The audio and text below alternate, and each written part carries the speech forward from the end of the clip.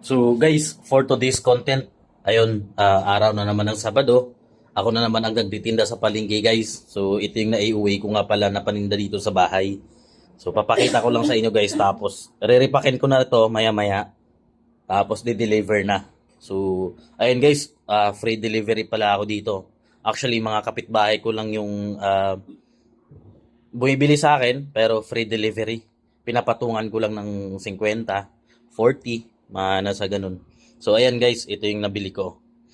Daming karne. So ayan guys, ito karne. Ito isda. Ayan. Tapos ito liempo guys. Ayan, ang daming liempo.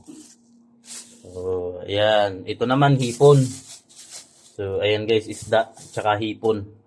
Tapos may ano din pala ako, may mga gulay din ako. So ayan guys, ito gulay. Ito yung mga yan guys. Ayan, nakikita nyo bang balot-balot na yan? Isang order na kasi yan dito sa isa kong kapitbahay. Nasa baba lang ng bahay guys.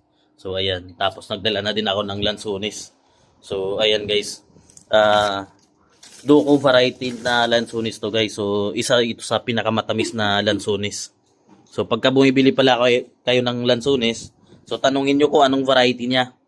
Usually ang pinakamasarap o pinakamatamis na lansunis guys is Duco na variety or Longkong lansunis. So ayun guys.